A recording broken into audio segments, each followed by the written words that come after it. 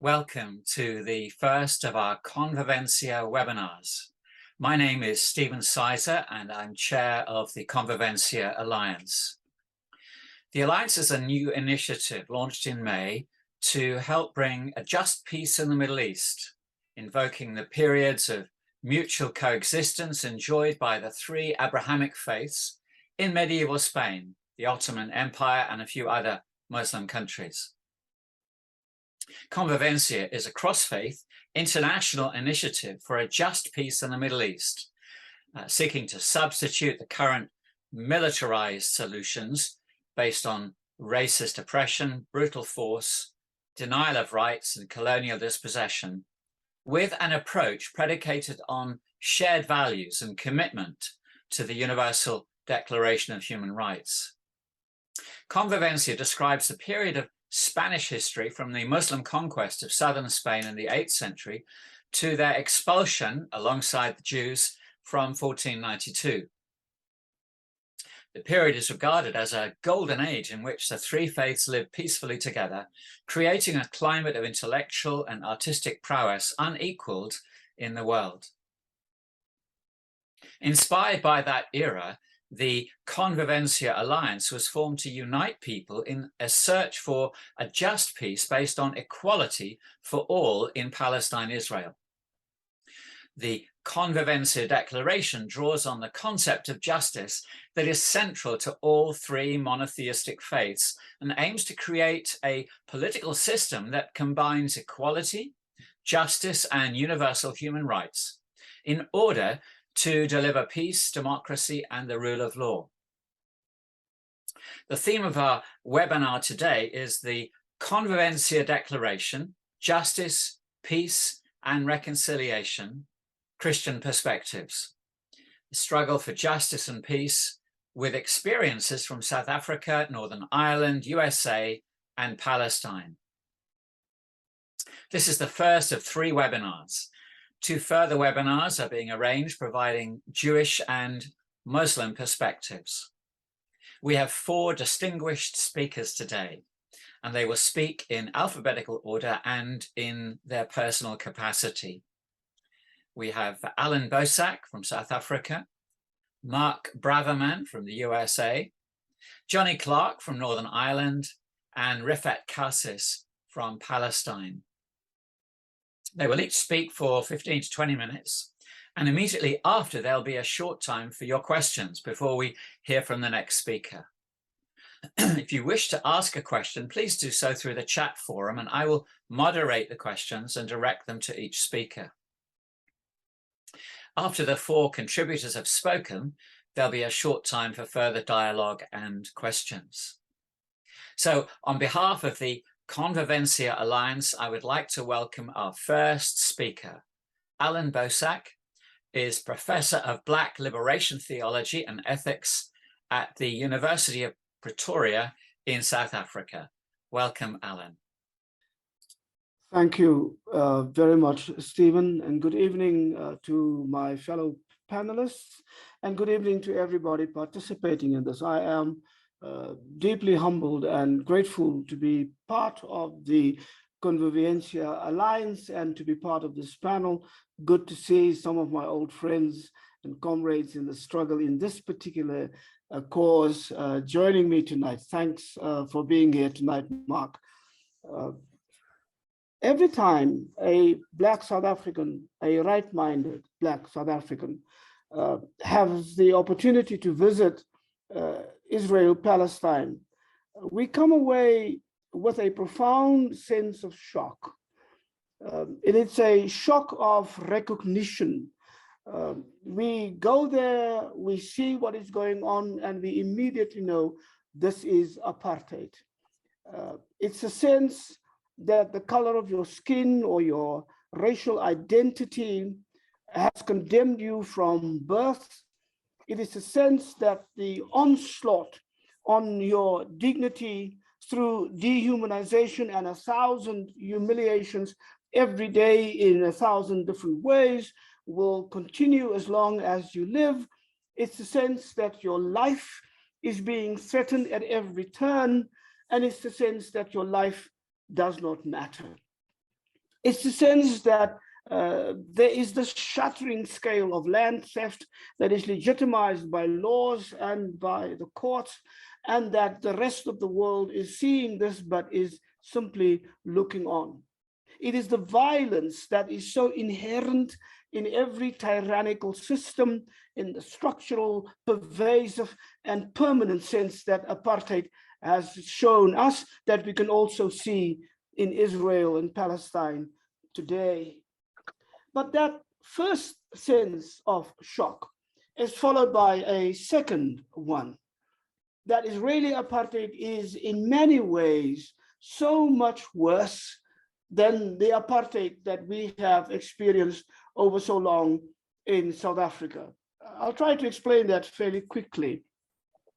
Apartheid was an appallingly violent system in every single way, in every form that violence can be expressed and manifested. But so even though through the years we have endured massacres, and even though we saw unprecedented violence at times unleashed on our people, especially during that final phase of our onslaught on apartheid between 1976 and 1993, we as Black South Africans have never experienced the kind of unrelenting violence that Palestinians have to endure on a daily basis.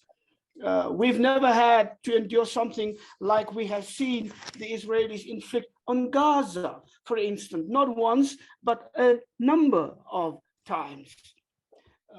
But there is a respect in which I think it's worse than just normally worse.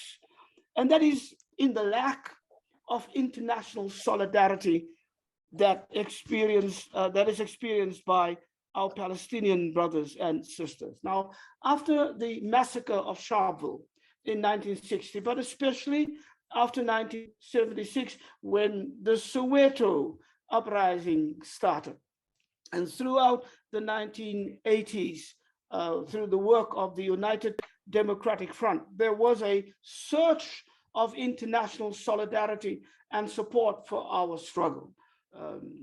In a purely political sense, we traveled across the world and we saw, especially in the global South, how governments came together to give support at all the important international forums for the struggle in South Africa. In Europe, Sweden was the country that took the lead, but slowly there were other Scandinavian countries that came together. And by the time we reached 1985, even the United States adopted those legislations that was necessary to approve sanctions against apartheid South Africa. Archbishop Tutu and I used to travel across the world, and we saw how universities and colleges, all of this driven by the students, especially in the United States, how they took a stand and how they forced the issue in every way that they could, in waves of solidarity and commitment to our struggle. And so remember that even in the United States that I just mentioned, President Reagan vetoed the legislation for sanctions on South Africa that was enacted by Congress. And in an unprecedented way, and a bipartisan way, Congress came together, overrode that veto. I am told it was the first time in US history that a presidential veto on a foreign policy matter was overridden by Congress. And that is how the solidarity was so strong for us. But that is not the case for the Palestinians.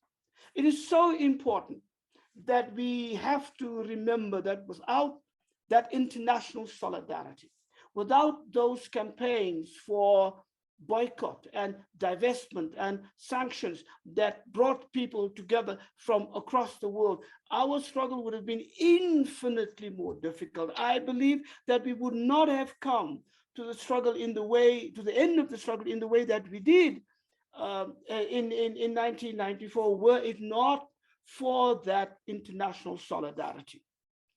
The churches of the world came to our support. After Sharpeville and the massacre in Sharpeville, the World Council of Churches sent a delegation to South Africa that led to what is now known as the Cottesloe Consultation and the Cottesloe Declaration that pledged the ecumenical support for the struggle against apartheid, even from that very first moment. By 1970, the World Council of Churches had initiated its program to combat racism, and a year later, it had established the special fund in support of the work of the liberation movement of Southern Africa. Now, the World Council of Churches did that at great cost. Many churches in the West were very, very angry. They withdrew their financial support from the World Council of Churches, and yet the World Council of Churches stood by its principled support for our struggles. There was an amazing time in the ecumenical movement. Today, the Palestinians must admit that they have never seen that kind of support from the World Ecumenical Movement. There are now a new movement, I think, that is arising. The World Communion of Reformed Churches had just 2 years ago instituted a strong resolution for the sake of Palestinian justice. We have asked the churches to take up studies and actions in their particular regions, in their particular governments, in their particular countries, in support of the Palestinians. But that is only a little bit of what still can be done. I'm afraid that if you look at the World Council of Churches in its most recent assembly held in Karlsruhe in Germany, it was a terrible disappointment in that regard. There was no real debate. Palestinian voices were expressly suppressed, not allowed to speak, not allowed to make their case in front of the ecumenical movement and the gathering there. It was a shocking situation. I would be stronger and say it was a scandalous situation. It's not the World Council of Churches that we came to know in the 1970s and in the 1980s. And the Palestinians having to go without that kind of ecumenical Christian support is a very difficult thing. And so that is clearly an area where we should raise our voices. Yet, here we are, after World War II, after the Nazis and the Holocaust, the question the world asked themselves was, how did that happen? How did we allow that to happen? And then there came the call, never again. Still, we are now over 70 years since the Nakba. The Western world, and sometimes the non-Western world, sometimes in lockstep, are supporting this appalling apartheid regime in Israel. They are condoning, they are justifying, they are conniving with one of the most vicious regimes in the world, even profiting from the suffering of the Palestinian people. South Africans, Black South Africans, has never had that kind of disconcerting, discouraging experience. And so we have to ask the question, where do we go from here? The good thing that I notice is that despite specific hostility and the targeting of those people who want to express their desire for justice and dignity for the Palestinian people across the world, but especially in the Western countries, in the United States and in the UK, I have seen how students at universities have been targeted, have been hauled before disciplinary committees. I have seen how colleagues of ours have lost their jobs because they have dared to speak out for Palestinian justice. That South Africans have never experienced. So where do we go from here? I think one of the things that this alliance must do is to find ways to strengthen the hands of those in those situations, in the US, in the UK, in countries like Europe, in Germany, is now a thing that comes up in my own mind because of my experiences with the German churches and the German public on the question of Palestinian justice. How can we find ways to support those? How can we find ways to support those organizations in the Jewish communities, in Israel, and in the rest of the world who are standing up for justice? They are like those white people choosing against their own short-term interest, but choosing for justice, choosing for humanity, choosing for solidarity, choosing for a humane world. And my conviction is we are at a time, like in the 1970s and 80s, I used to say to people where I spoke, the choice against apartheid, the choice for solidarity, the choice for justice and dignity of freedom for South Africa's Black oppressed communities is the moral standard for our theological integrity as well as for our political integrity.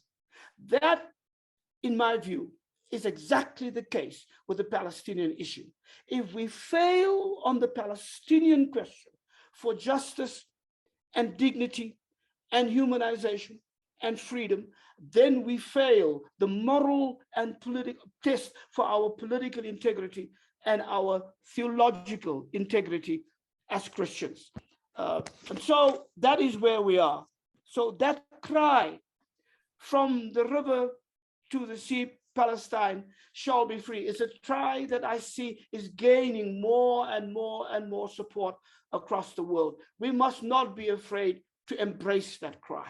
We must not be afraid to be ourselves mouthpieces of that cry, wherever we may be, wherever we have the opportunity to raise these matters within the context of the wider humanization of the world, in a way that I say, from South Africa, the Ubuntufication of our world. Our world will not be Ubuntufied unless Palestine is free. We will not be Ubuntufied unless that system of apartheid is broken down, not only exposed, but dismantled to the ground. We will not be Ubuntufied until the Palestinians have not what they need, but what they deserve as children of God and as Palestinians and as citizens of that country.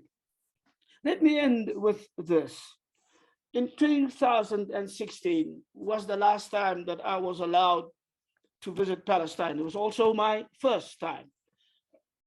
Outside of Bethlehem, against that apartheid wall, my friends took me to what was written on that wall in large letters that the young person apparently had written down. It says, "This wall has a present, but it has no future."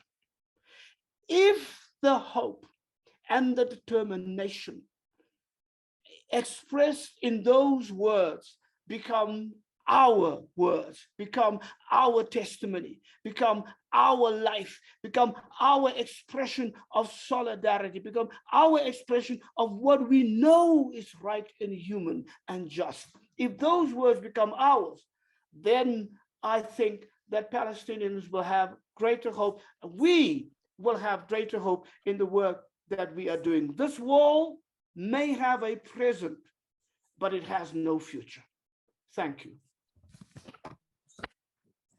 Allan, thank you so much for your presentation. It was very moving.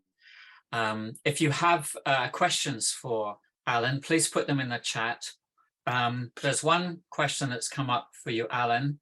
One of our friends called Inga has asked, she said, where can Allan Boesak's words be found? So important. If folk want to read more about the things that you've summarized today, where can they go? Well, I have written about Palestine in different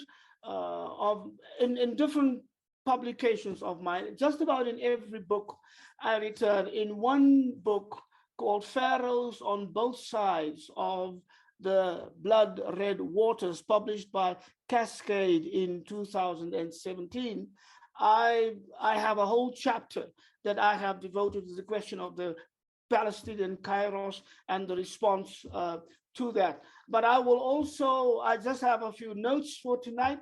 But if you want to, and if people wish, I can try to put that down on paper in a week or so after I've done some other things, and I can send it to you, Stephen, and you are free to circulate and disseminate amongst those who are interested. But thank you very much, question, Inga. Thank you so much. Thank you. I wonder if Rifat or Mark or Jonny have any questions for you within our speakers forum.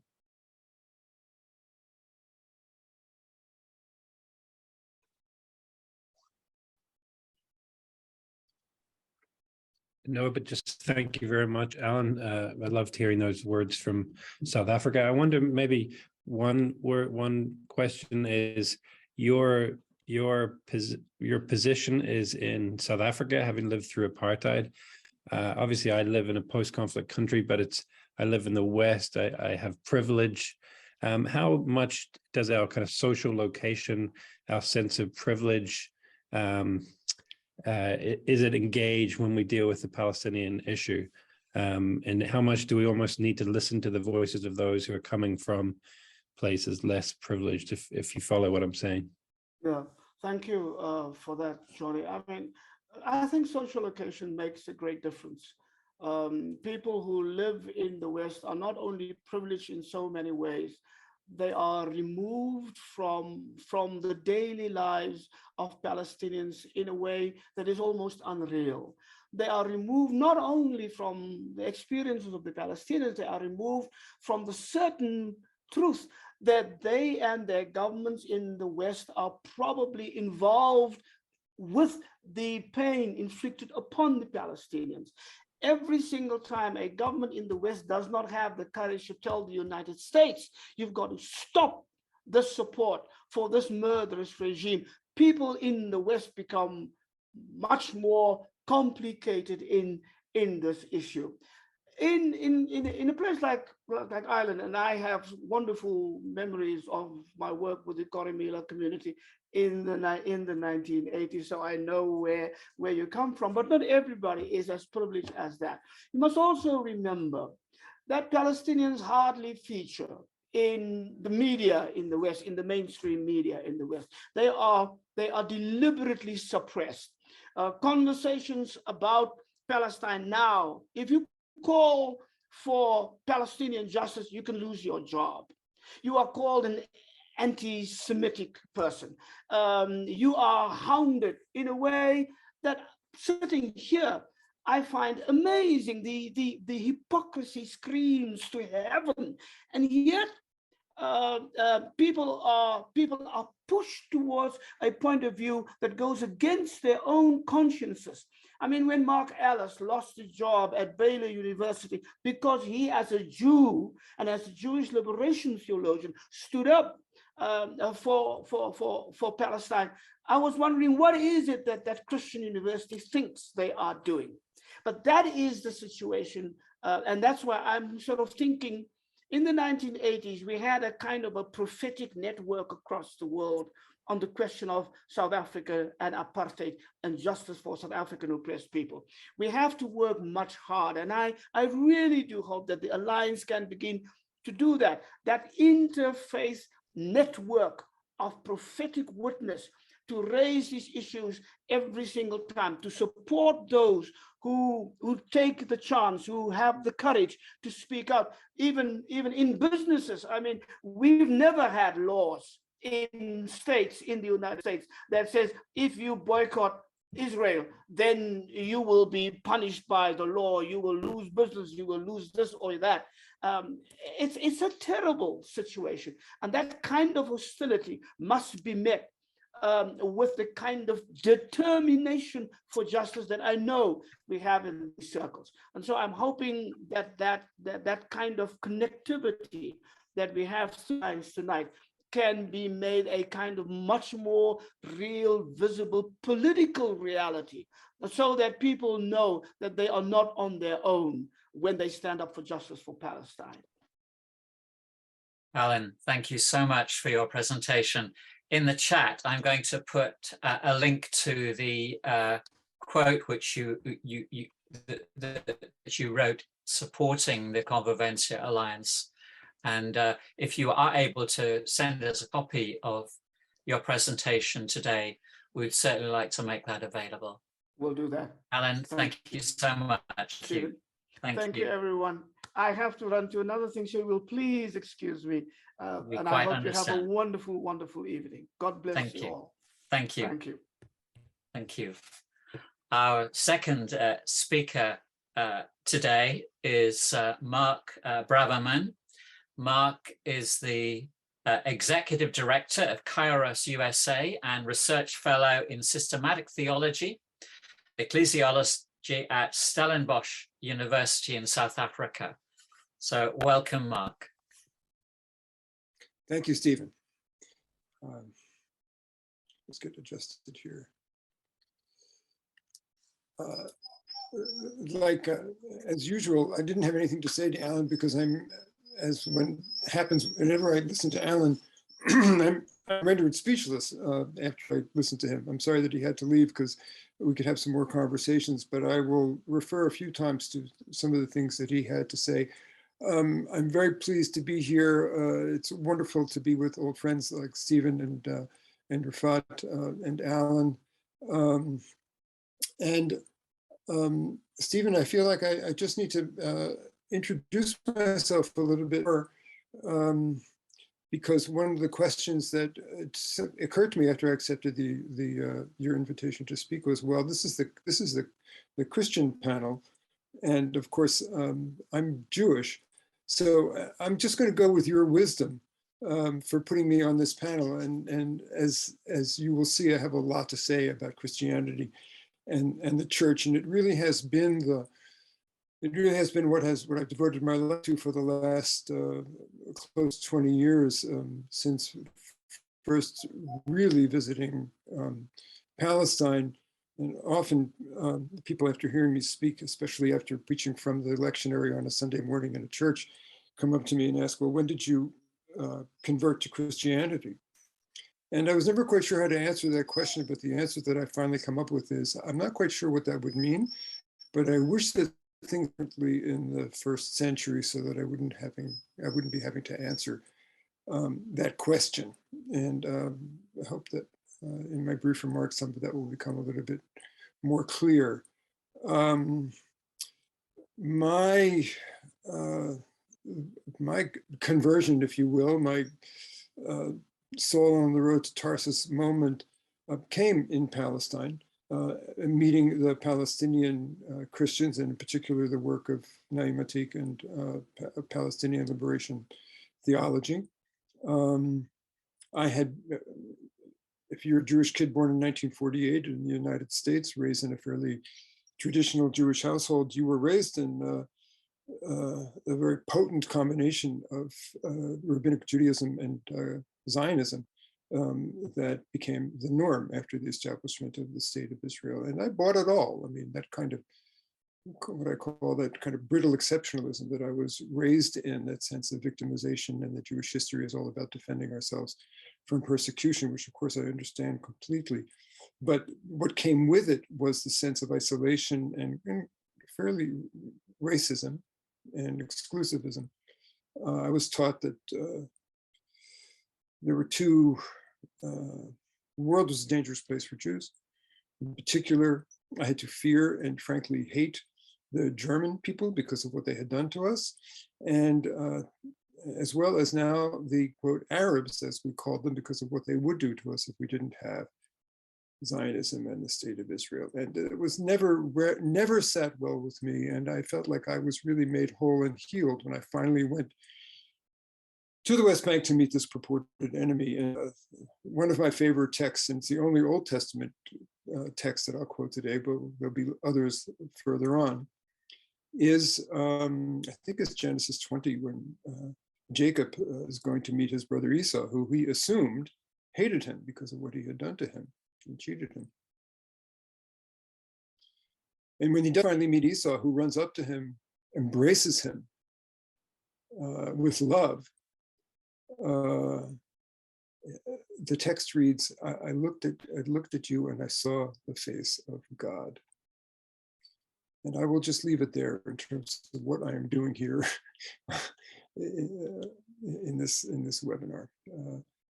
The other point I want to make is that I believe that we are on a theological battlefield. If there is any, I love the Convivencia Declaration, and I'm going to go through it point by point as a way to organize just my notes, the way to organize my remarks. If there were anything that I wish that I would change, I would say, give us more theology. Let's have more theology, because I believe that that's the heart of things. And I know that that's where you're getting to. I want to talk a bit about that. So just to quickly go through my notes here, you start off very strong, and it gets stronger and stronger because you don't waste time.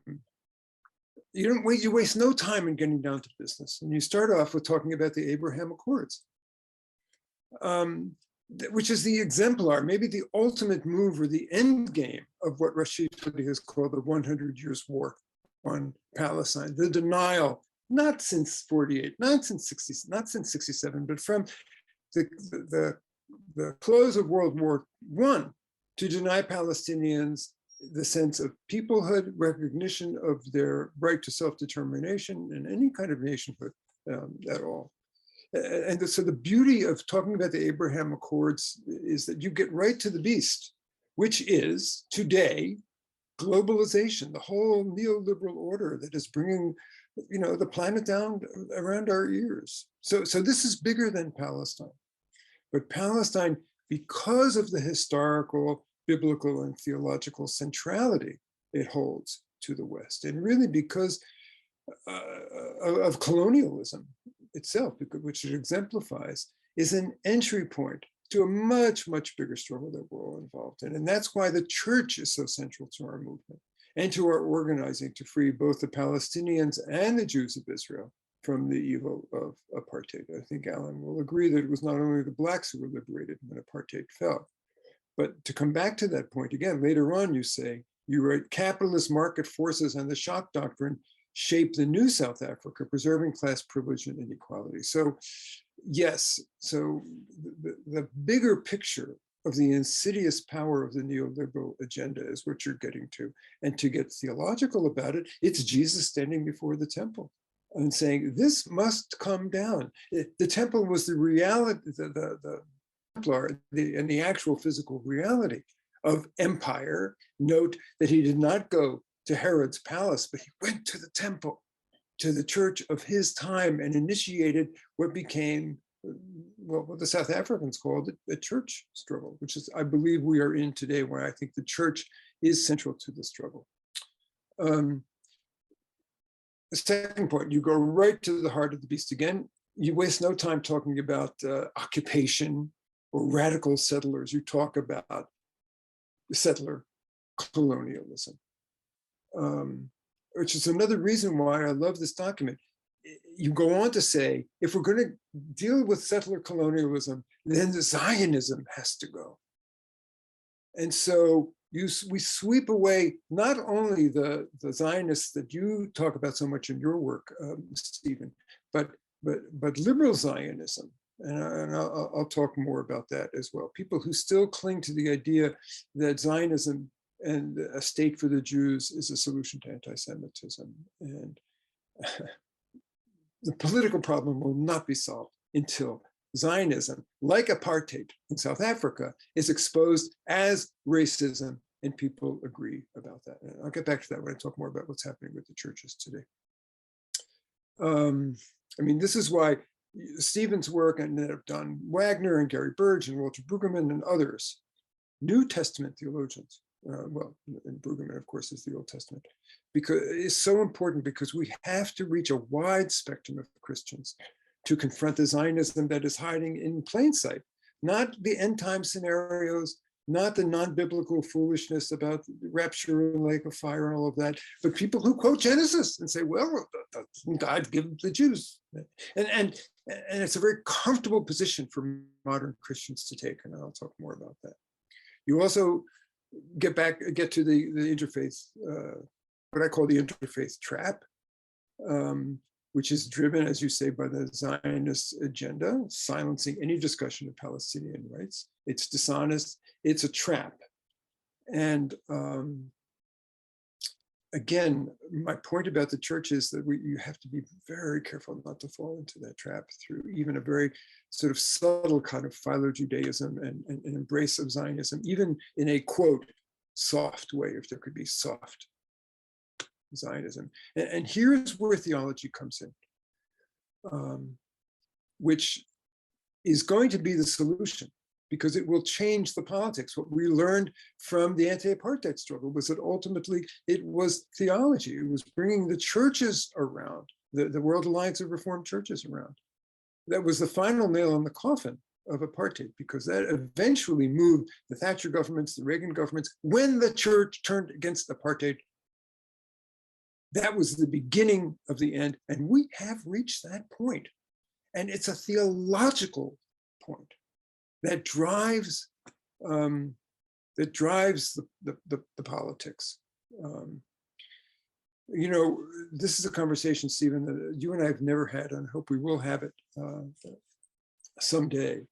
But I believe that, you know, you can see the tension in the Old Testament between the tribalism and the exceptionalism and the territorialism and of the temple state and of the theology. But I think we have to get to the New Testament to sweep that away. I believe, I mean, you write about and talk about how, you know, you quote Isaiah, and you quote the Psalms, and of course other prophets, but they never stepped out of the tribal exceptionalist paradigm. The Hebrew scriptures end with, not with Ezra, but with Jeremiah, who bought the land, and with Ezra and Nehemiah and the book of Chronicles, where the end point, the end game is the return from exile and the rebuilding and the reestablishment of the temple state and the temple cult, ethnic purity, the whole bit. And it wasn't until Jesus and the Pentecost story, where you recall the apostles come to him and he said, well, you're going to get power from the Holy Spirit, go to Jerusalem, it's all going to be good. And they say, teacher, are you now going to restore the kingdom to Israel? So they still, of course, didn't get it after 3 years of being with him. They still didn't get it. And of course, if we go fast forward to the story of Pentecost, we find out what the power of the Holy Spirit, of the Spirit really is. And it is not king, and it is not temple, and it is not armies, and it is not political hegemony, and it is not the chosen people, and it is not the Abrahamic covenant. It's being knocked to your feet by the power of God and getting up, speaking all the languages of the world, at which point the command is, get the hell out of Jerusalem, go straight through Judea and Samaria, and go out into the wide world and bring that good news. So that is what we are doing here in this struggle. Let me just quickly make a couple of other points, and then I will close. Oh yes, the other, just if I can use the slam dunk. This is an Americanism, right? But you know what I mean. It's like it's from basketball. Is when you talk about the Judeo-Christian heritage. This is another one of those Zionist evils that results in Zionism that we have it. Because and then you go through a whole list of what the quote Judeo-Christian heritage has brought on in terms of the evils of Western civilization. The point I want to emphasize again, that there's a theological basis for this list of sins against humanity. It's Christian exceptionalism on steroids, turning its back on Jesus and embracing the tribal exceptionalism of the Old Testament. Now, one thing that I mourn is that I, as a Jew, get to say that. I get to say Old Testament tribal, New Testament universal, you know, Old Testament legalistic, New Testament compassionate. Look, folks, something very, very new and radically revolutionary different happened when Jesus comes on the scene. he threw out the tribal part of the Old Testament, took the good parts, the social justice code, and he lifted it out of that tribal framework, which meant getting rid of the temple, territoriality, the whole ethnic nationalist structure of the temple state. And the Old Testament is an epic narrative that lifts that up and ends there. And Rabbinic Judaism does not sweep it away, as we can see, because look at what has happened now. What happened was, we have to take a look at what happened to theology after World War II. Allan referred to it, standing before the death camps. Christendom, in other words, Western Christian society, said, what have we done? And it had an opportunity at that moment. It was an opportunity to confront the root cause of anti-Semitism and what happened and the near genocide of the Jews of Europe. And that's Christian triumphalism, right? It couldn't have been done without Christian triumphalism and the anti-Semitism and the anti-Judaism that spawned. Again, nothing to do with Jesus and the Gospels, but that's what happened with the churches. We just lost Albert Noland, who was one of the chief writers of the Kairos South Africa document, which if you haven't read it, it's the greatest document, along with the letter from Birmingham jail, of contextual theology of the 20th century. And he wrote a book called Jesus Before Christianity. The title says it all. But Christians didn't want to do that. They didn't want to give up their exceptionalism and the triumphalism. They substituted a guilt offering to the Jewish people, saying anti-Semitism is the problem. We're going to love the Jews now instead of hate them. We're going to reinstate the original covenant, which, by the way, had a real estate clause in it. And so what you got as a result was, with the Judeo-Christian or tradition or heritage or theology, was Christian triumphalism on steroids, and its language is Zionism. Let me just say something about my favorite texts, right? My favorite texts are the woman at the well in John 4, where Jesus says, not on one mountain, but on no mountain will we worship God. John 2 and Ephesians 2, of course, was Jesus becoming, the body of Christ becoming the temple. And of course, the Good Samaritan, Luke 10. I would say, well, so let me just make my final point. And again, I'll make a controversial statement here, because the focus of the Convivencia Declaration is on sharing between faith communities. And I have no argument with that. But I would submit that given what we're dealing with now, which is apartheid in our time, supported by the churches of the world across the theological spectrum, not what goes on between our faith communities, but the struggle that happens within our faith communities. And again, I think we Jews have our own family argument. Christians, you can honor that, watch us do it, but don't get involved in it. Look to your own house and have the church struggle as you had during the apartheid time. Have the church struggle that you had then, which is, how do we say no to this? And it's more difficult because only the Afrikaners believed that they were the chosen people. You have the entire Western civilization based on the idea that Jews are the chosen people. We are not. All are chosen, and that's clear. So I would say we have to come together in common cause, but we have to look to our own houses. And even if we do succeed in exposing the interfaith trap so clearly described in your declaration as false, deceitful, and a barrier, we still need to be cautious. The church is now in a crucial historical moment, similar to under Nazi Germany in the 60s with the WCC confronting the national liberation movements in Africa. This Christian-Jewish thing has become a distraction. It's a misdirection. And I want to caution Christians and cautioned the church about not getting too concerned about saying, you know, we love our Jewish brethren and we have to honor the Old Testament and we have to honor their tradition. The fact is that we have betrayed our tradition. We betrayed our tradition when we didn't accept the teachings of Jesus. We said, we can't buy that. We want to go back to our exceptionalism and our tribalism, and the rest is history. And we have an opportunity now. The churches, and I'll close with this, the major church denominations, Protestant denominations in the United States, have now finally done it. They have used the A word.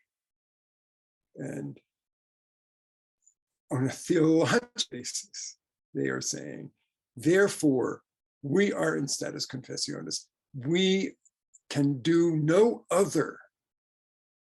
We can do no other but to say no to this, and on the basis of being with Christ, we have to say to our Jewish brothers and sisters, we love you, but thou dost evil. And we have no choice but to oppose it and to mobilize ourselves, as we did in the case of South African apartheid, to mobilize ourselves, to isolate the state of Israel, to, as the South African document says, bring down the tyrannous government and give both Jews and Palestinians the opportunity for a future. The issue is not anti-Semitism. The issue is apartheid in our time. There's no turning back now. Thank you. Mark, that was superb. Thank you so much. I was struggling to write down all those you made. It was fantastic. Two people have asked very similar questions for you. And Marco says, can we and should we engage with evangelical Christianity's stance on Zionism, and if so, how? And then John has asked similarly, churches may turn against Israeli apartheid, but US Christian Zionist evangelicals are driving the expulsion of Palestinians to make way for Jewish colonies. How do we respond to this? And it's a big question, big issue, but perhaps you could share with us, since it reinforces your own question, the struggles within our faith communities. What is Kairos USA doing to challenge, in a sense, to answer these questions? Okay. Well, yes, thank you for the opportunity to talk about Kairos, which is very important, and Rifat will be following to talk about that as well. And this is the conversation I want to be having with you, Stephen, because I feel like you very much are addressing evangelicals, I think, people with the fairly conservative theological perspective. And I think that in some ways also it means that you have to be very specific and careful about not sweeping away, not doing what I feel like I have permission to do, which is to say, we don't have to go to the Old Testament to show that Jesus is the fulfillment of the Old Testament. Yes, conservatively speaking, in terms of conservative theology, that's true, but I don't see him so much that way. I see him as someone who's as very much in the prophetic tradition, as saying, no. Yes, there's lots and lots of good there. I was raised on it. I quote the Psalms and Isaiah all the time. I started off with a scroll of Isaiah when I initiated my ministry, But in fact, we have to do something radically different. It's not continuous. It is discontinuous. So I feel that I have met many evangelicals who are open to that. I've also met many evangelicals who are absolutely close to that because they can't take that in. But then there is this wide center of the mainstream, people who don't need to read Sizer, because they are liberal, quote, progressive Christians, and they're looking at Genesis. And they want to remain comfortable so that they don't have to get in trouble with their Jewish with their Jewish friends and neighbors, or pastors don't have to get in trouble with the rabbi down the street because they've spent 4 generations now making it up with the Jewish people, and that's been an important process. So there is a cross to pick, and their minds are open. Their minds are open. The problem is, and I tell them this, there's a cross you have to pick up. If you take this struggle on, you are going to blow up most of those relationships. And I can't give you any comfort about that. So my ministry has been speaking not to evangelicals, but to those Christians who are ready to pick up that cross on the basis of just the basic idea that the old covenant is gone. It's gone. It has not been fulfilled. It's gone. And you and I, we can have theological discussions about that, and I would look forward to that. Kairos is, so the Palestinians in 2009, and South Africans, a little known story, helped them and worked with them on this, put together their own document, but it was on the model and calling it Kairos with the South African document of 1985. And basically they said, as Christians, we must resist tyranny. We reach out to our Jewish brothers and sisters and to the Israeli government to say, we would love to live together with you, but thou dost evil, and calling to the churches of the world to come to their support. And a global network of Kairos organizations, not always branded as such, but Kairos organizations, has now come about. Rifat is the moderator or the director of Global Kairos for Justice. I hope we will talk about that now. We are meeting again in Bethlehem next month. And the church provides the armature, the structure for a global movement to end apartheid in Israel and to take on, as the point that I made, to take on the whole neoliberal order, which is the future of humankind, and much of the planet depends on that. So I don't think there's a more important struggle we can take on than Palestine, but for the very reason that it's bigger than Palestine. That's what Kairos means. The term comes from the Gospel of Mark. Jesus turns up and says, this is the Kairos, meaning I have plopped myself down in the middle of the greatest evil that the world has ever seen. He's talking about global empire, the Roman Empire. God is opening up history.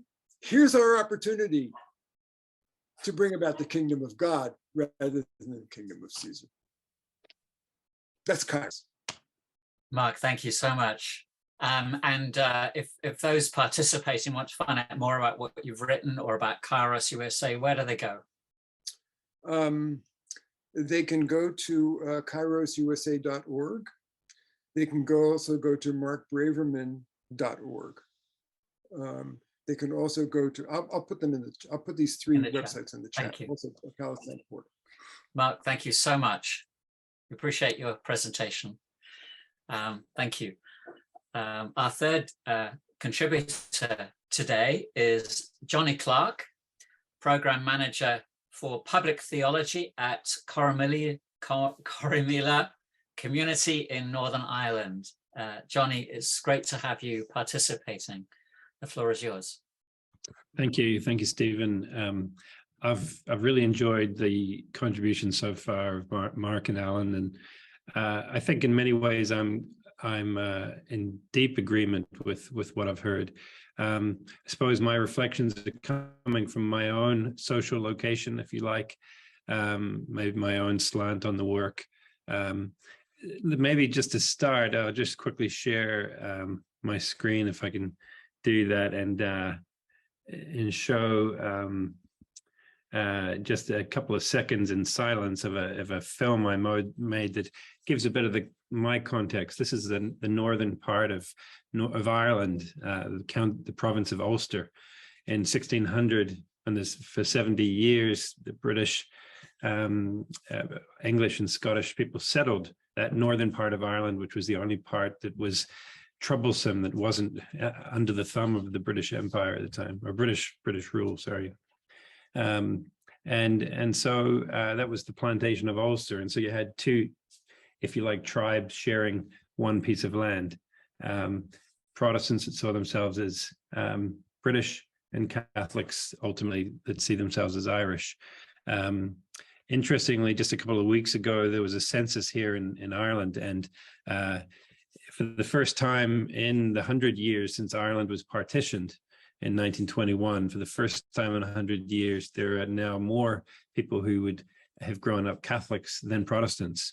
So Brexit in this country has set off a series of events that would appear to be leading inexorably to reunification of Ireland, which will be met with rejoicing by many people and will be met with opposition from others. And so the challenge for justice, for reconciliation, for untangling centuries of injustice is a hard one.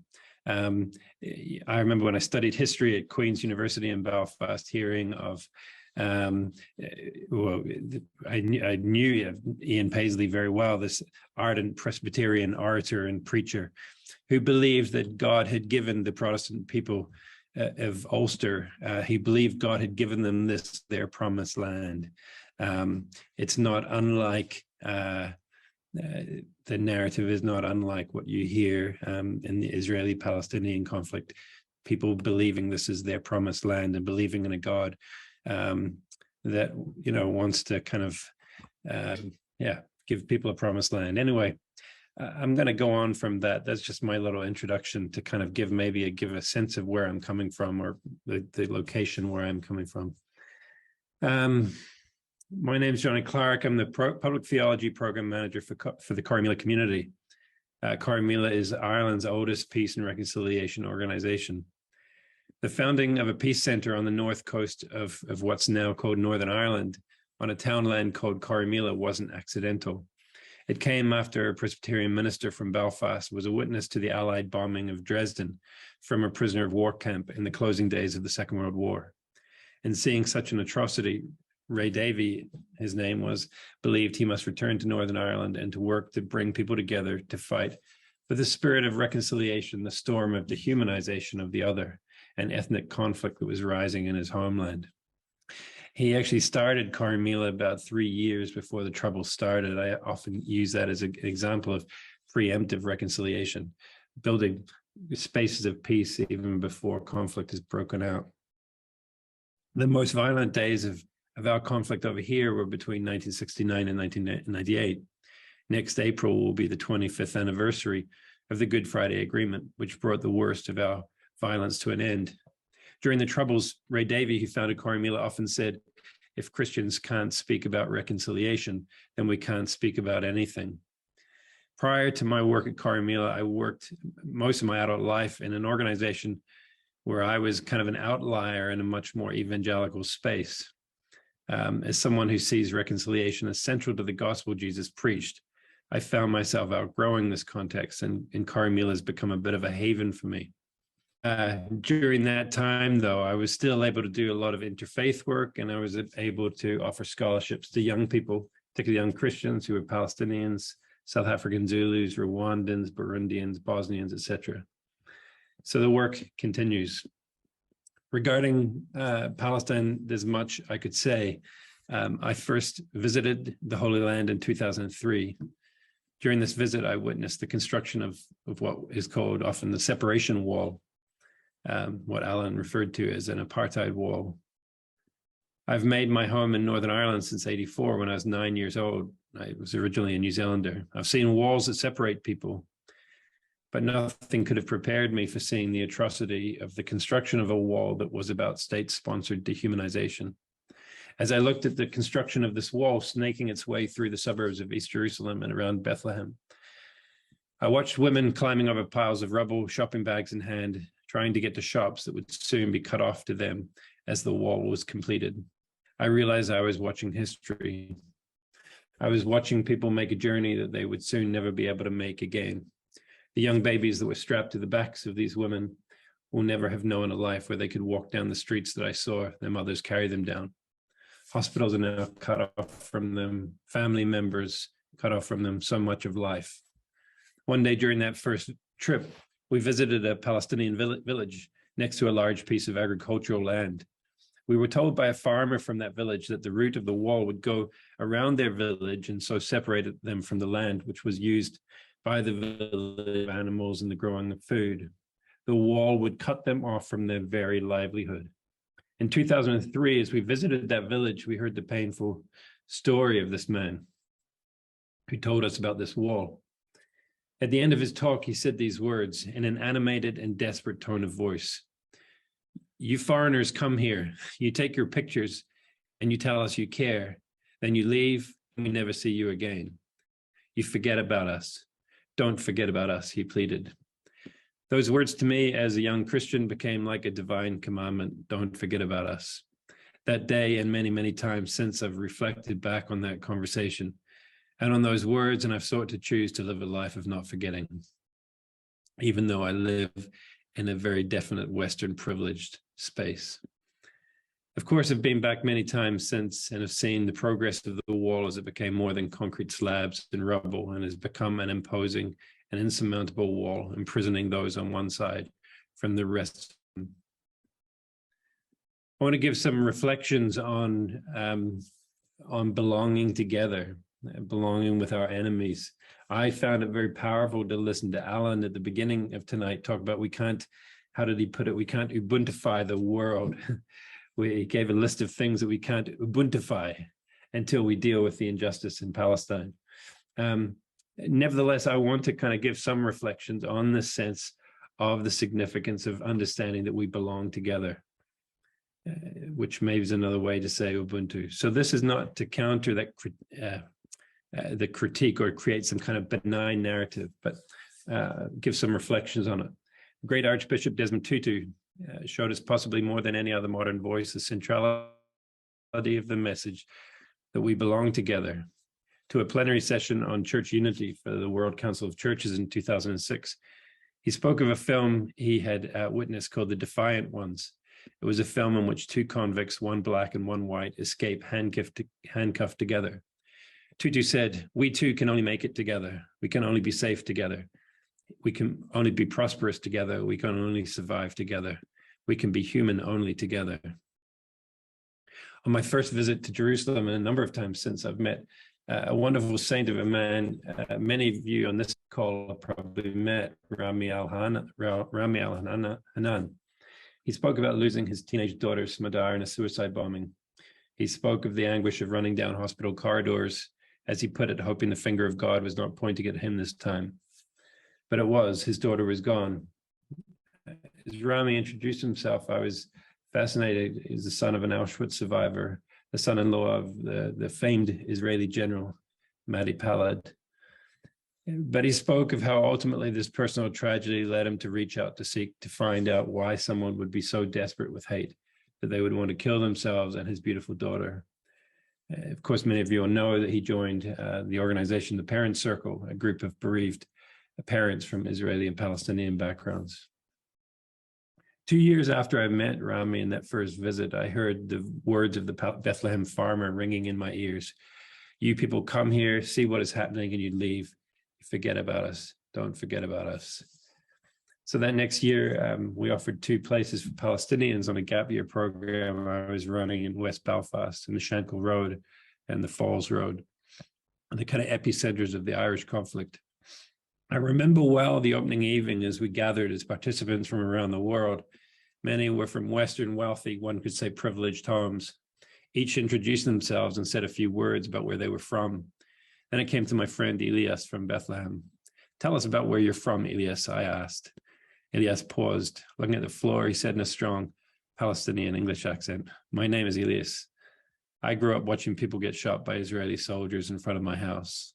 Little boys. I don't know what I'm doing here." There was a long pause in the room, and I silently wondered, had I done the right thing? Was I adding to the torment endured by 2 young men who had lived through the Second Intifada and lived with the reality of the occupation of their land? I'm glad to say it's not the end of the story. The next 6 months became deeply special and full of moments of encounter and opening of hearts. After 4 months in Belfast, Elias and myself and some others boarded a plane to Rwanda. We spent 6 weeks in Rwanda and the neighboring country of Burundi. Elias visited the sites of genocide in Rwanda and Burundi and became provoked to become a peace builder himself. Let me I'll skip down a little bit. Let me throw out one final quote that I'm sure many of you have heard from Miroslav Volf on this difficult subject of forgiveness, which I suppose if we're talking about a Christian perspective on reconciliation, we need to wrestle with. Miroslav Volf said, "Forgiveness flounders because I exclude the enemy from the community of humans, even as I exclude myself from the community of sinners. But no one can be in the presence of the God of the crucified Messiah for long without overcoming this double exclusion, without transposing the enemy from the sphere of the monstrous into the sphere of shared humanity, and herself from the sphere of proud innocence into a sphere of common sinfulness." I say that very aware that I'm not trying to create moral equivalency in the Israeli-Palestinian conflict. Volf continues, "When one knows, as the cross demonstrates, that the torturer will not eternally triumph over the victim, one is free to rediscover that person's humanity and imitate God's love for him. And when one knows, as the cross demonstrates, that God's love is greater than all sin, one is free to see oneself in the light of God's justice and so rediscover one's own sinfulness." Very quickly, John Paul Lederach is well known for his definition of reconciliation. It's taken from Psalm 85, the place where truth, mercy, justice, and peace meet. Many times, when it comes to Israel-Palestine, the circles I've encountered many times is people want to talk about mercy. And once you start talking about justice, there's a gaslighting that goes on. What's wrong with you? Why are you so angry? And there's a need to be resilient and resourceful and continuing to push the importance of justice in the definition of reconciliation. The African-American activist and public theologian Dante Stewart said, "It's easy to say both sides, well, let's come together when you're on the side of power and your rights, dignity, and humanity aren't being stripped away. Many people talk about racism, but they don't want to deal with white supremacy. Or in the Israeli-Palestinian conflict, they don't want to talk about the occupation. Many people talk about love, but they don't want to talk about injustice. Many people talk about unity, but they don't want to deal with power. Many choose the status quo, not liberation. Evasion and erasure are the oxygen that gives injustice life." So John Paul Lederach says reconciliation is the place where truth and mercy, justice and peace meet. Justice is an important part of that, and we mustn't erase it. Coming into my last few comments, in 2018, I produced a documentary about the Irish conflict, looking at the stories of 3 victims of our conflict. I took the title "Guardians of the Flame" from a well-known quote that Jonathan Sacks used in his book, The Dignity of Difference. Now, I don't like everything that Jonathan Sacks has said, certainly about the Palestinian conflict, but his book I did find moving. I remember giving it to my dad 20 years ago before he died. After my dad died, I was looking through the copy of the book and I found a note that he had written with handwritten notes, his favorite quotes from the book. And one of his quotes says that after the Enlightenment, many people thought that religion was going to die out and it was going to become mute, marginal, and mild. And Jonathan Sacks said, religion is none of those things. Religion is like fire. Like fire, it warms, but it also burns. And we are the guardians of the flame. And so my work has been about guarding a flame, not of just a system of belief, but of our very humanity itself. It's led me into interfaith work. One of the things that I was involved in, actually Stephen was involved with me in bringing religious leaders from the Abrahamic faiths together in Ireland, Protestant, Catholic, Jewish, and Muslim. One of the things I realized is that our audience, our number was often over a certain age, and they tended to be male. So in Corrymeela in the last year, I was talking to a Muslim friend, and I said, I'd love to get more women involved in our work. And she said, if you want to get more women, you need to let them bring their kids. And so we said, well, let's do an interfaith family. And so now we've done a number of these gatherings where people bring their kids, and instead of just highbrow intellectual discussions, we have people all on the same level, as we all have kids that are running around, and we're all desperate to figure out what the secret ingredient to raising healthy children is. Interfaith gatherings are deeply meaningful.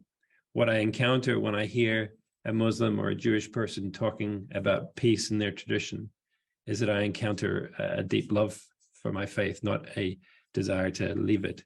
We have nothing to be afraid of in interfaith work. What we have to be afraid of is benign work, is choosing moral equivalency, of just sitting around and saying nice. The motto of our initial meetings was a higher quality of disagreement. We need robust discussion. We need to be able to meet, but knowing that we belong to each other. So in conclusion, as a Christian, I believe we need to form a robust theology of justice. I believe more than ever in the need to stand with Palestinians and find ways to put their story at the center of the narrative. As a Christian, I do believe that we need to accentuate the length and breadth of reconciliation as truth, mercy, justice, and peace meeting each other. As a Christian, I want to own the toxicity of my faith tradition as it continues to light fires of injustice all over the world. I want to guard the flame of humanity, not by moral equivalency or benign niceties. I want to be part of ushering in a new movement of faith-based activists for justice and mercy. As a Christian, I find profound joy in witnessing the faith of my Muslim and Jewish brothers and sisters. At the gatherings, I hear Iranians, Syrians, Catholics, Protestants, Jews. I hear the voice of God coming from their lips. They speak about peace. Thanks very much for your time. Those are just some thoughts. I hope they don't sound too contrived or too kind of disconnected from the reality on the ground. And I'm looking forward to hearing Rifat and hearing of what's going on in Hebron.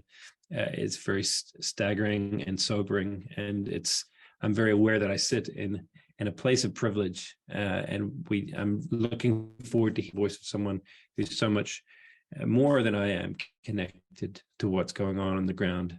So thank you for your time. Stephen, you're muted. Thank you, Jonny. Thank you so much. That was very moving. We'd very much appreciate that quote from John Paul Erickson. If you can drag and drop that into the chat, that would be great. There's one question from Les. He says, in Ireland, how do people intuitively see analogies between settler colonialism there and in Palestine? How does this legacy help or hinder interfaith opposition to the Israeli settler colonial regime? But I'm aware you've got parts of Belfast that fly the Israeli flag and parts of Belfast that fly the Palestinian flag. But so in in Ireland, how do people intuitively see these analogies? And how do many Christians instead try to avoid the conflict? Yeah, I mean, well, there's so much that could be said. In a very simplistic way, if you're to say Protestants and Catholics, which of course there aren't these binary groups, but let's just say there are, and let's say they're the worst versions of those two groups. Protestants very strongly identify with the sense of threat that the average Israeli Jew feels. We're surrounded. The most significant political leader from a unionist Protestant perspective said to me a couple of weeks ago, "Jonny, we're losing." He had such a sense, and I wanted to say to him, "You do realize that you come from a British tradition. You have been the dominant, powerful presence here forever, for 800 years, certainly for the last 100 years. And you realize that when people have had dominance and power, equality feels like oppression to them. And for many Protestant people, they feel they are being oppressed because they actually have to share. Now, it's not as simple as that, but they would definitely identify with that Israeli settler sense. We are surrounded. And so they put up Israeli flags in their neighborhoods. From the Catholic perspective, they would identify with the liberation narrative that they are people whose land has been taken, their language was taken, they couldn't even play the harp, in the times of Queen Elizabeth. And so they would identify with the liberation movements around the world, and particularly the Palestinian movement. And there'd be a strong kind of connection to that. that's the simplistic kind of reading of the connection. It's kind of why I wanted to show that map at the beginning of a plantation of people coming to our land, people that came and that ultimately believed that God had given them the land. I mean, it helped that they were Calvinist Presbyterians, so of course it had been all predestined, you know. So anyway, those are just some thoughts. Christians do try to avoid the conflict. Gosh, man, evangelical Christians, either they're siding with Israel with some kind of escapist fantasies of end times stuff, or they just are stuck at their head in the clouds. You know, I think that then nothing ceases to make me more sad than Christians that have just got no time with engaging with injustice. I'll maybe finish with my most significant mentor over here was a Catholic Redemptorist priest, Father Jerry Reynolds, who was part of really starting peace talks here. And you know, at his funeral, it was said about Father Jerry that he was a man, talk about in the clouds, he said he was a man whose feet were firmly planted in the clouds. But it didn't mean that he'd lived for escapist fantasies. It meant that they also said Father Jerry was a man who lived as if he had come from the future. And so when it said that his feet were planted in the clouds, it meant he was looking to a future. He lived in a future that the rest of us weren't living in. He walked from his Catholic monastery on the Falls Road, walked through the peace wall to the Protestant side every day for 30 years. He lived as if those walls weren't there. Now, of course, he had the privilege to be able to walk through them. I'm sure many Palestinians wish they could walk through the walls. But, you know, I think Father Jerry was an example of someone who was not disconnected with our conflict, but was actively involved in it. And his feet, he prayed with his feet, as they say. Jonny, that was so inspiring. Just one takeaway that's you know, reinforced to me. You use this phrase faith-based activists, and it sounds like the bursaries you've been giving to young people in particular, Rwanda, Bosnia, South Africa, Palestine, to engage with each other and go into a conflict situation. It seems to me that what you're doing is you are raising up leaders who have had to do exactly what you described the father doing, crossing the wall and engaging with the enemy, engaging with those who we must work together if we're going to achieve some kind of future. Well, yeah. That's what you've been doing. Yes, I agree. Yes. Thank you. Thank you, Jonny. I didn't put that really well, but it's inspiring to hear you speak, and I look forward to coming back to Northern Ireland sometime and working with you again. Thank you. Very welcome. You'll be very welcome, all of you. Thank you, Jonny. We've come to our final speaker today, and that's Rifat. Rifat Kassis is General Coordinator of Kairos Palestine and Global Kairos for Justice. Rifat, the floor is yours. Thank you, Stephen. Good evening, friends and colleagues. I am truly humbled to participate in such a significant panel with such amazing friends and colleagues. I am thankful for this opportunity. But today I am sad, very sad, and very angry. At dawn today, an Israeli Special Forces unit carried a massive military invasion in Nablus, killing 5 young men. 2 of them were civilians, uninvolved in any kind of fighting, injuring around maybe 30 others, 4 in a very critical conditions. They also killed a 19-year-old young man in Nabi Saleh, a village near Ramallah. Since the beginning of this year, more than 120 Palestinians were killed. Around 50 of them were just children under 18 years of old. Yesterday also, we heard the sad news of at least 10 Palestinians from Gaza drowned off the coast of Tunisia after their boat sank in a bid to reach Europe, dreaming to find work. As they failed to find one in their country due to the unprecedented consequences of the illegal Israeli blockades of entire Gaza since 15 years old, turning it into a big prison. Please keep all these young people, their families and friends in your thoughts and prayers. What more to say?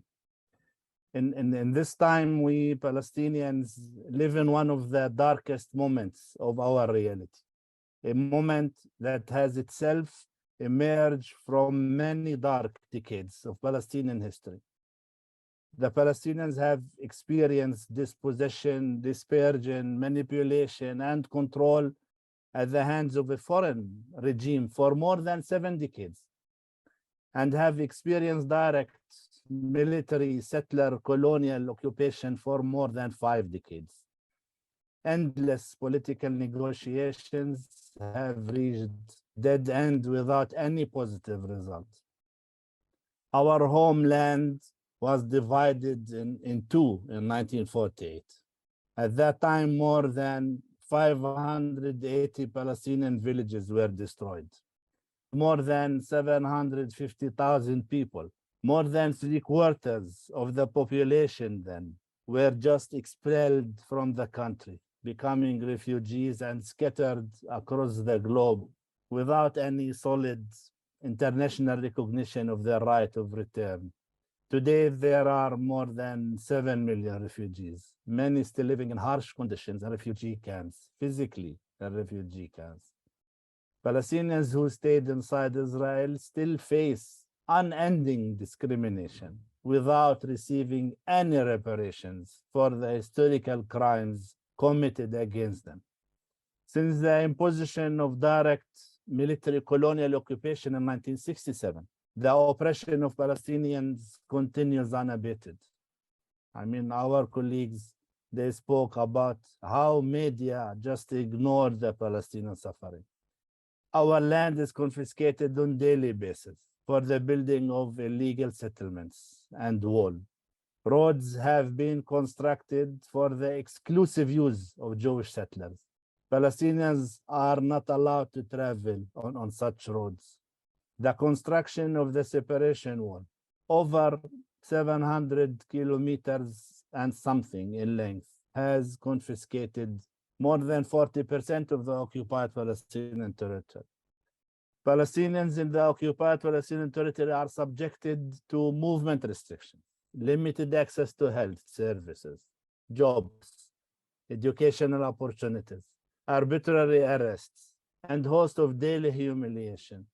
Gaza is under brutal siege, really brutal siege for the past 15 years. Jenin and Nablus, I mean, you heard the news, for 2 weeks are completely closed off. No one can go out or come in. Jerusalem is subject to ethnic cleansing. I know sometimes people don't like such words. They feel that these are harsh words, but this is the reality. This is the truth. Ethnic cleansing. And all the Jerusalemites are subject to forcible displacement, especially in Sheikh Jarrah and Silwan. Same with Masafir Yatta in southern Hebron Hills. I mean, they are subject also to ethnic cleansing. Right now, why we are talking? Palestinians today find themselves impoverished, unable to lead a decent life, while the world staying silent towards what Israel does on the ground. Check what Reverend Allan Boesak said. While the world is paying lip services to the Palestinians, Israel managed to transform its occupation from a temporary one, as they used to say, to a permanent one, destroying any possibility for the two-state solution or any other foreseeable peaceful solution. And this is the worst. It's not the end of the two-state solution. It is the end of the peaceful solution. This is what makes the situation right now very dangerous one. The situation today in Palestine looks and feels hopeless, but our people refuse to surrender. This is something very important. We are still full of hope, knowing that the people's hope is the only thing which truly frightens oppressors.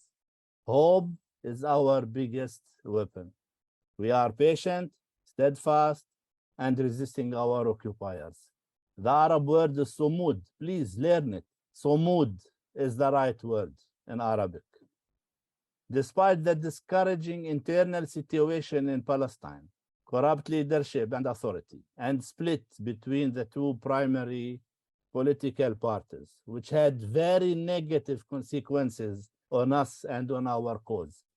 People on the ground are united to struggle against their oppression and in their rejection of any solution which doesn't meet their national and historical rights and aspirations.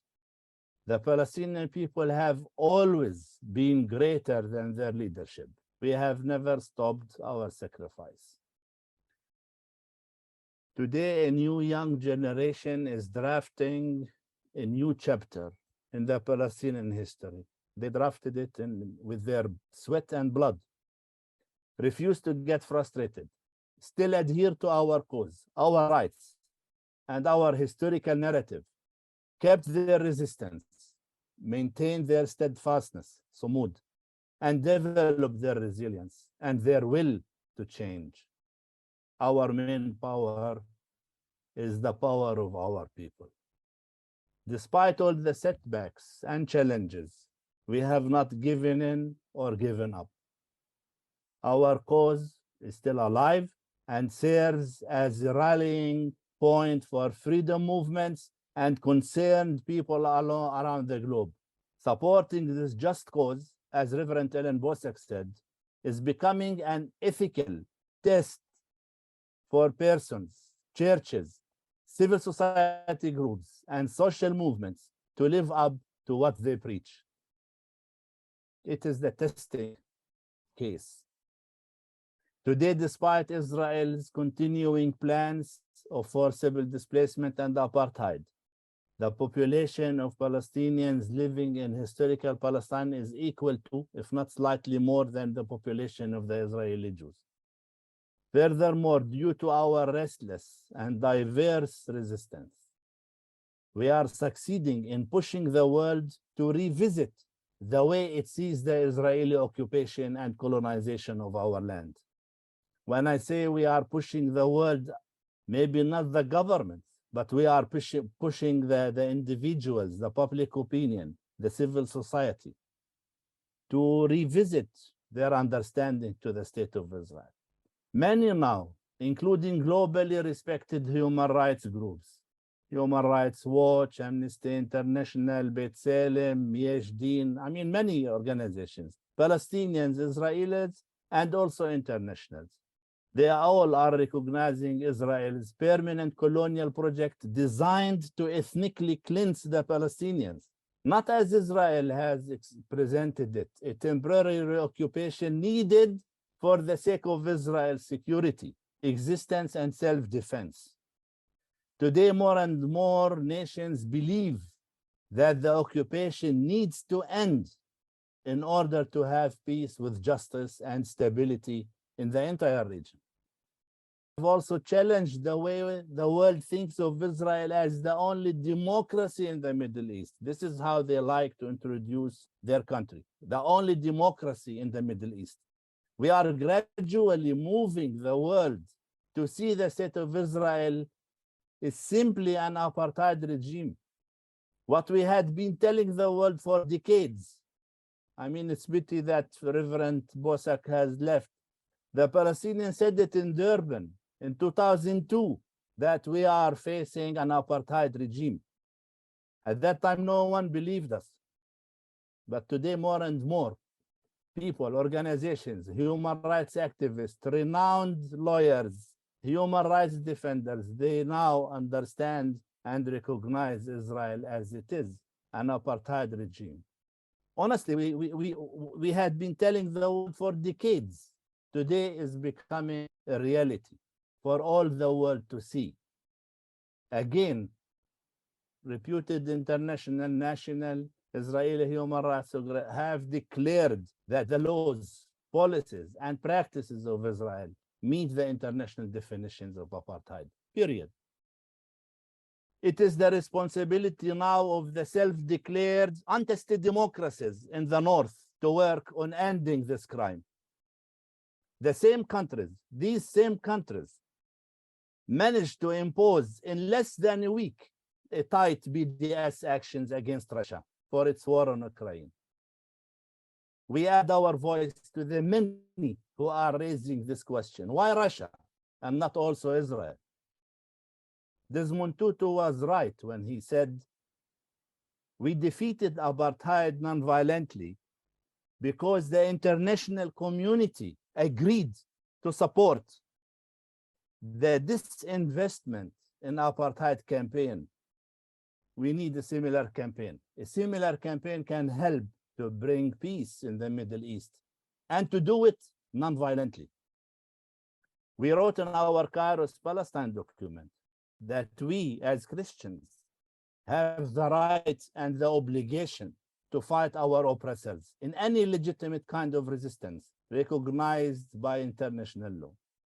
Palestinians are more and more using peaceful demonstrations, popular resistance actions, and BDS, boycott, divestment, and sanctions, as legitimate, non-violent tools to combat its oppressions.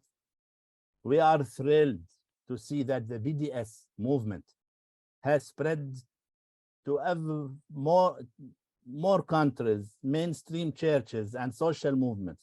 Victory is possible.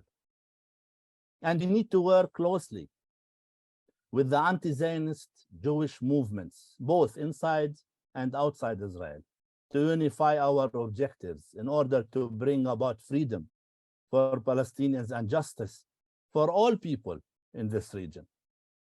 We need to partner with other regional and global movements that are resisting empire and seeking freedom and human rights. Black Lives Matter, the Dalits, the Rohingya, among many others.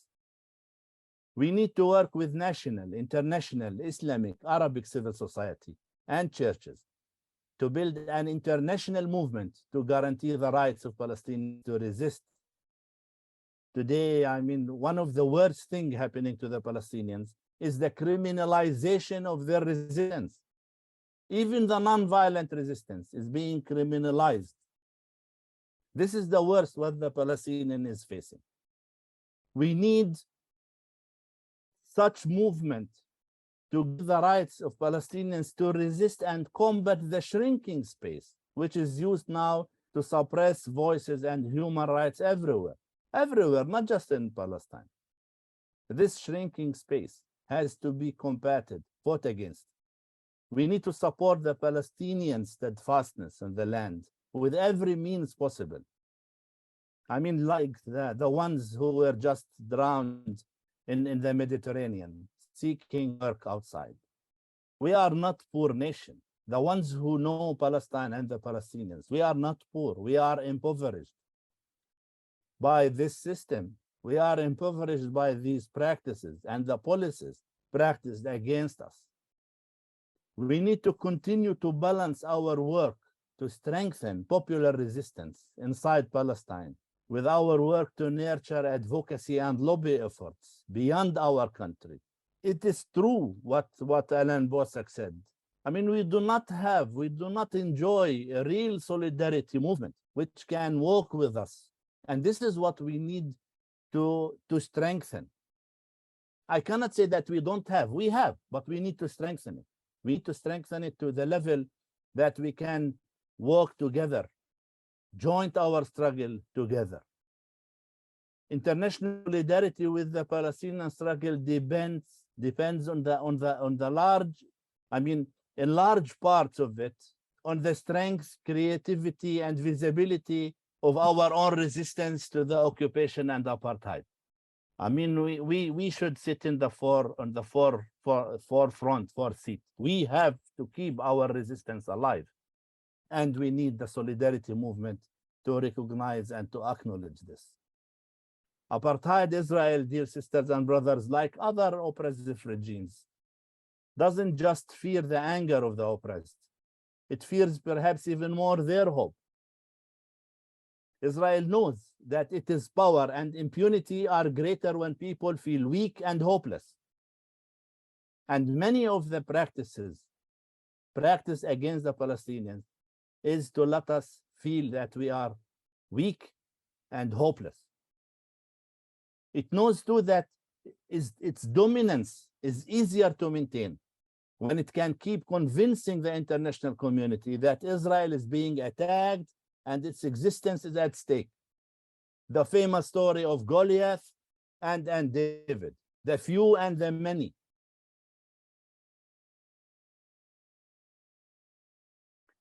I mean, this means Palestinians should continue. I mean, there is no other way, that we need to keep our steadfastness and legitimate creative resistance as we spoke about it in our Kairos document. Loving resistance, creative resistance. And we also need to convince the world that we are not threatening the existence of the state of Israel. On the contrary, our existence is at stake. Our existence is at stake because this regime doesn't want us. And maybe this is the main difference between apartheid South Africa and apartheid Palestine.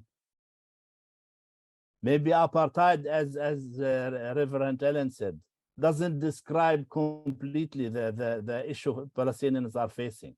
And we heard it from many friends in South Africa. Their apartheid was just like a picnic in comparison to our apartheid. I mean, we believe in people's will and advocates nonviolence. We advocate nonviolence means to end this oppression. This hopeful, peaceful position is far more threatening to Israel than anything else. And we are winning. I will end my short presentation with a quote from Philip Randolph, an African-American civil rights leader. He passed away since long, I think. When he said, "Salvation for a race, a nation, or class must come from within. Freedom is never granted, it's won. Justice is never given, it is exacted. Freedom and justice must be struggled for by the oppressed, and the struggle must be continuous." Mark challenged me to speak a bit about Kairos Palestine and the global Kairos for justice. Do I have another 1-2 minutes?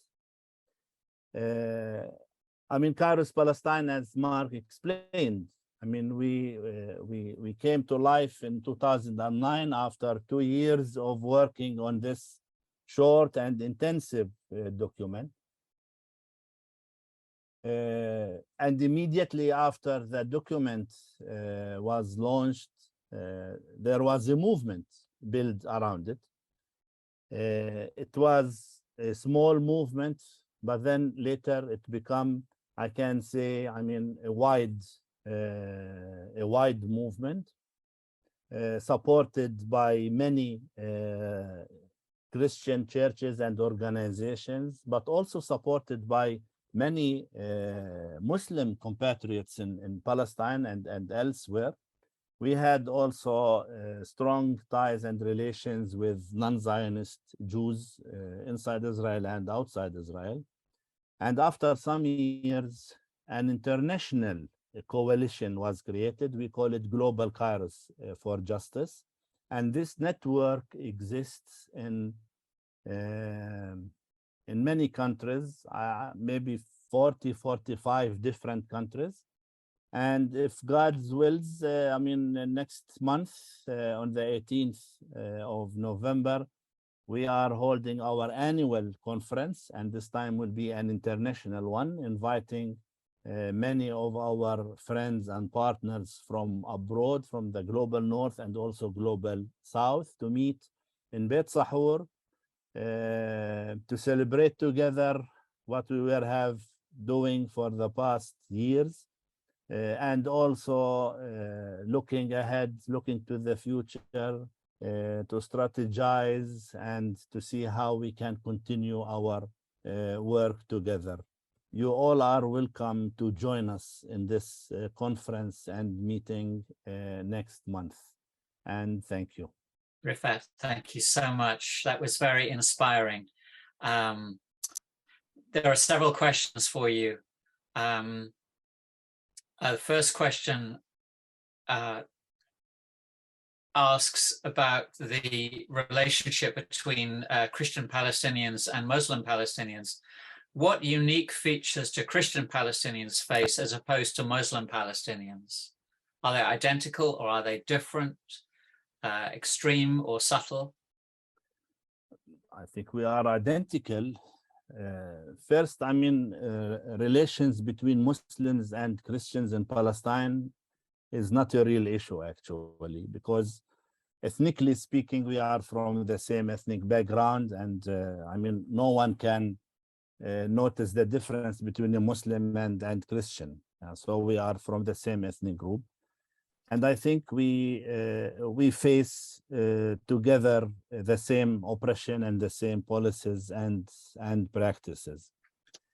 I would add a bit more about this, that maybe sometimes as Christians, we feel that we are more unwelcomed by the Israeli occupation than Muslims, because our role, our ability to connect with the West, with the North, is much easier than for Muslims to connect. So that's why maybe they fear our work much more than Muslims. But in generally speaking, we live together, we learn together, we work together, and we struggle together. So, but I mean, if I want to be also more realistic about it, what's happening today in the Middle East makes any kind of relation difficult unless you continue nurturing it and taking care of it. And I think our community is aware of what's happening around us. And that's why, I mean, today we have more of initiatives trying to connect our people together and as it used to be for the past, I mean, years and centuries. Thank you, Rifat. There are two other questions which are very similar. And given that this is the first of 3 webinars and we're focusing on a Christian response and how do we motivate, galvanize, challenge, engage with and co-opt the Christian community for the sake of Palestine. The 2 questions are how do we dismantle the Zionist power that allows Israel to get away with its crimes without involving the complicit international community, which is obviously not too keen to confront this power.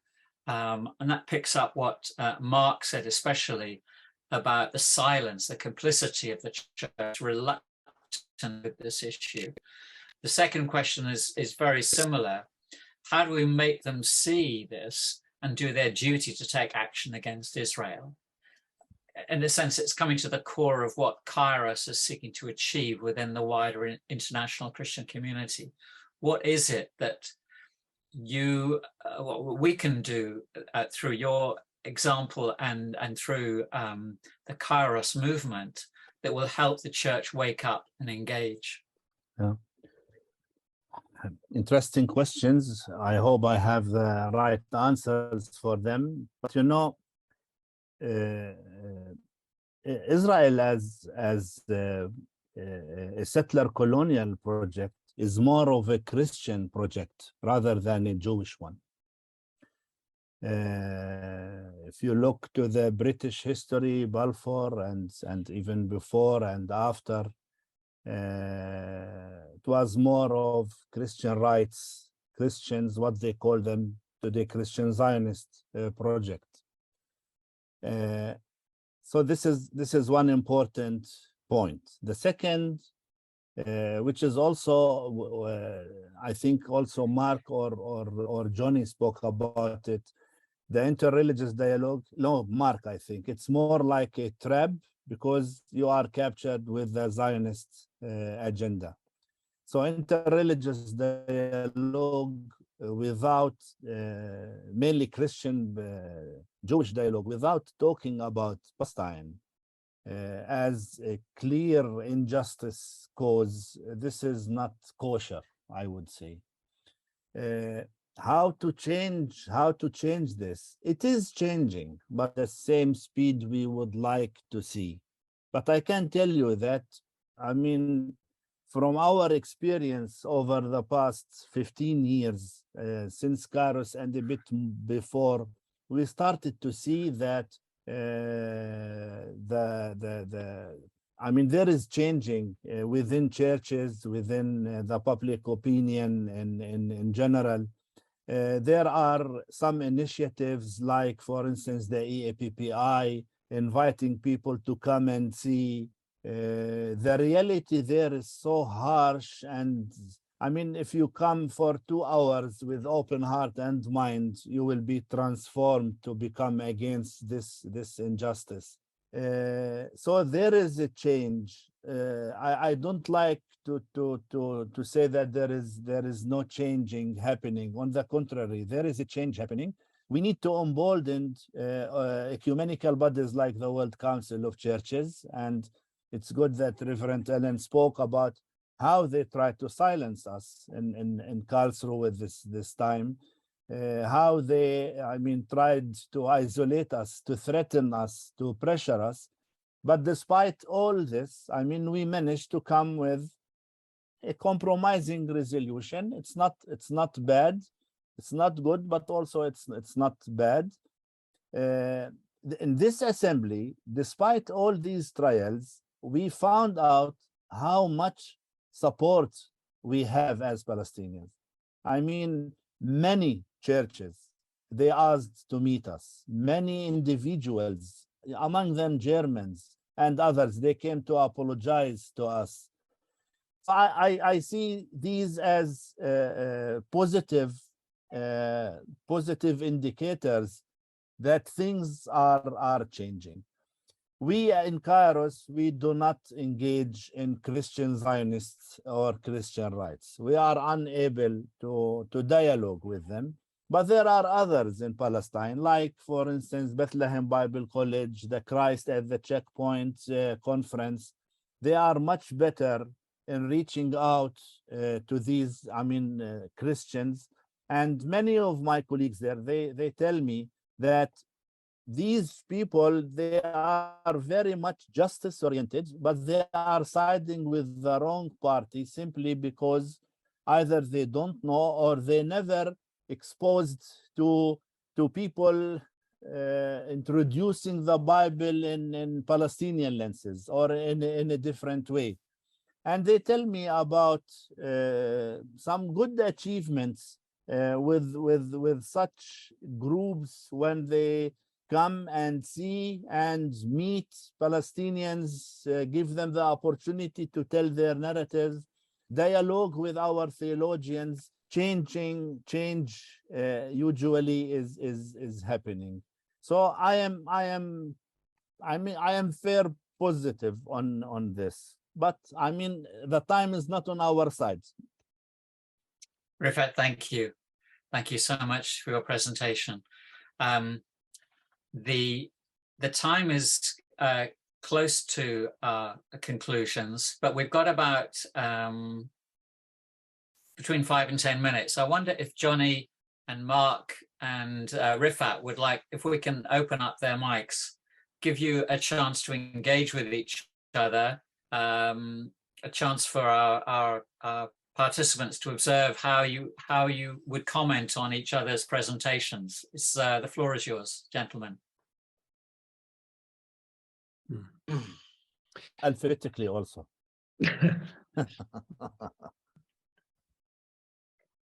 Well, maybe I just start with the comment you and Allan made, or was it you and Mark? Both of you made about the kind of interreligious, the danger of interreligious gatherings, as somebody in the chat put it, as it's a trap for Zionists. What was it? You know, but the danger of interreligious dialogue where we don't deal with injustice facing Palestinians, and we kind of gloss over it. And I feel quite challenged by that. We had Palestinians in the last group I was involved in a Jewish, quite progressive Jewish voices there. But there was a definite sense it was very difficult to tread around that issue, and I feel quite challenged by it. I don't know what to say other than I was quite challenged by what you're saying. I'm still very, very, motivated by the need to create spaces for dialogue, but how to do it when there's such intractable division and disagreement, I don't know. Yeah, I mean, I agree with you, Jonny. It was something that I got hit with very, very hard when I came back from Palestine in 2006 and wanted to speak to the Jewish, well, the doors of the synagogues did not exactly swing open to hear my message, but many, many, many churches did. And it really opened me up to the solidarity that's there, and to my whole sort of, my story, and I'm sticking with it, is that the church is the best organized network that we have, and the church has a good record of having done it before, certainly in the case of South Africa, but certainly the civil rights movement. I mean, it was, the gospel provided the organizing blueprint, and I still believe that strongly. And I think we made great strides with the WCC. The fact that that apartheid, they found a way to get the word in there simply because of the overwhelming pressure to do so, despite the WCC's efforts, bolstered by the German churches, to stop it. And they admitted that we don't agree, which is huge for the ecumenical movement to say, we are not of one mind on the matter. I mean, that was a huge victory. That opens things up. And to, at some point, for the ecumenical movement to say yes, or the church to say, yes, we are of one mind on the matter. We can't be of any other mind. So, but what I found was that the biggest barrier was the reluctance, the refusal, the terror experienced by Christians, mainstream Christians, to do so, because out of respect for the rabbis, is what I kept hearing. Out of respect for our Jewish colleagues, is what I heard. And what I have found the Christians over and over again is, because they'll say to me, is that we need your Jewish voice. We need your Jewish voice. And I say, look, I'll take the assignment as long as you're giving it to me. And I understand why you need this, but I pray for the day that you don't need a Jew's permission to be a faithful follower of Jesus, right? And you have to put your own house in order. And the interfaith thing was deep, and it's strong. And I think we should not minimize it, which is my main caveat to the Convivencia program is, be careful, because I know you get it, but people out there reading it will say, oh, wow, here's another opportunity for Christians and Muslims to get together, and it's going to be kumbaya, and it's not going to be wonderful. And frankly, I think in terms of an organizing strategy, that is not the program. I think really it's up to the churches. That's what I feel more and more strongly as time goes on. And I would invite a conversation with the three of you, the architects of the Convivencia thing, for us to take that on and to think about that seriously. If I may add to this, I mean, since Jonny, you raised the interreligious dialogue, and this might be misunderstood, I mean, from my comments. I mean, interreligious dialogue is something very important. But we need to be cautious not to transform it into an industry. Mm-hmm. And just to faith type washing of things. I mean, if you do not tackle the injustice in Palestine, I mean, then this is not the right way. We Palestinians sometimes we feel angry from the interreligious dialogue. For instance, I will give you examples from my reality. When it comes to that, we ask for dialogue for some churches, I mean, mainly in Europe. Some of these churches, they will condition to have Jewish with us in the room. Right. As if they are, they want to prove that they are, I mean, on the right side, politically correct, etc. That's why we say many of these interreligious dialogue, they are very much influenced by this guilt feeling. And because of this, you will never reach a direct dialogue where you are allowed to criticize, where you are allowed to give advice, where you are allowed also for self-critics. And that's why in 2017, I can tell you all reputed Christian organizations in Palestine, we wrote what we call it the open letter to the ecumenical movement and the World Council of Churches, the open letter in 2017. In this letter, we criticized, I mean, the interreligious dialogue, the Christian-Jewish dialogue, because we felt that this has happened at the expense of justice to the Palestinians. So we are not against interreligious dialogue, but we want to put the interreligious dialogue in without talking about what's happening in Israel, Palestine. Then this is not the right way to address things.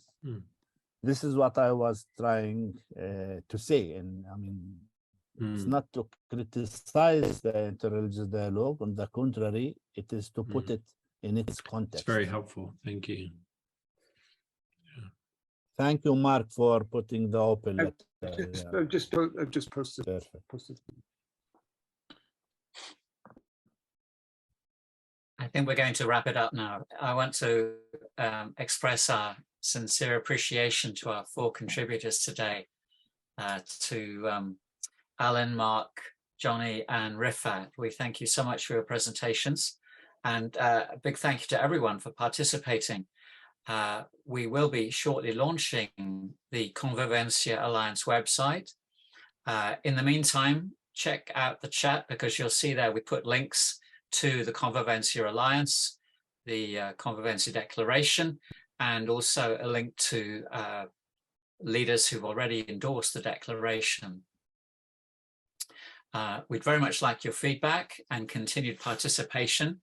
And if you'd like to know more about the upcoming webinars presenting a Jewish and Muslim perspective on Convivencia, then you can email me, stephen@peacemakers.ngo. It's hyperlinked in the chat if you wish to use that. And we'd love to stay in touch with you and share more about the Convivencia movement. Thank you very much for participating. Good day, and God bless. Thank you. Thank you. Bye-bye. Thank you. Bye-bye.